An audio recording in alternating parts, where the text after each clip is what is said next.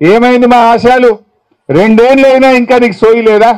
మా అంగన్వాడీలకు 18,000 ఫిక్స్డ్ వేతనం ఇస్తాను, వాళ్ళ గురించి ఎందుకు మాట్లాడవు? మా ఆశయాల గురించి ఎందుకు మాట్లాడవు? నేను ఈరోజు అడుగుతా ఉన్నా. వెంటనే ఇలా మా వాళ్ళు కోరిన పెద్ద ముచ్చటేం లేదు, 60 ఏళ్ళు 62 ఏళ్ళు చేయమన్నారు, గంతే కదా. రిటైర్మెంట్ బెనిఫిట్ అంగన్వాడీలకు ఇస్తానన్నావు, ఇది వాళ్ళకి ఒక్కరికి ఇయ్యలేదు. మా ఆశయాలకు కూడా అదే పద్ధతుల్లో రిటైర్మెంట్ బెనిఫిట్ ఇవ్వమని ఈ రోజు అడుగుతా ఉన్నారు. వాళ్ళు అడిగిన విధంగా ఇవాళ మీరు కన్సిడర్ చేయండి.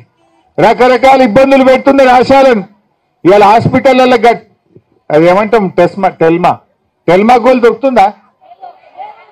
ముసలోళ్లకు ఇంత బీపీ వస్తే, షుగర్ వస్తే టెల్మా గోల్, ఇంతకుముందు టెల్మా ఉండపోవు, ఎర్రగోలి పచ్చగోలే ఉండు. కానీ మీరే చెప్పింది నాకు, మీరే సార్ పబ్లిక్ టెల్మా అడుగుతున్నారు, ఎందుకు వాడతలేరమ్మా పబ్లిక్ అంటే, ఏ టెల్మా అని డాక్టర్లు చెప్తున్నారంటే వాళ్ళు బయట కొనుక్కొచ్చుకుంటున్నారు అని మీరే చెప్పారు నాకు.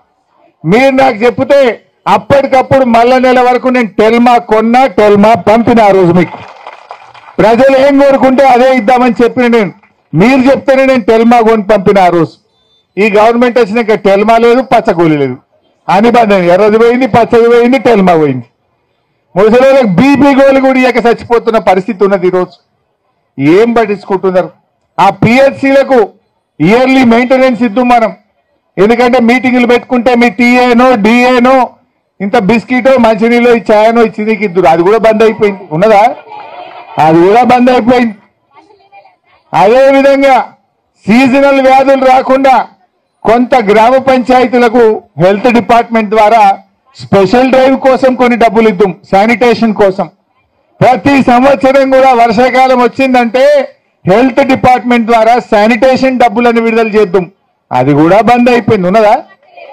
ఇవాళ గ్రామ పంచాయతీలో బ్లీచింగ్ పౌడర్ కు డబ్బులు లేవు, మోటార్ కాలిపోతే డబ్బులు లేవు, ట్రాక్టర్ నడుస్తలేదు ఏందయ్యా అంటే గాసం లేదంటుండు మొన్న ఒక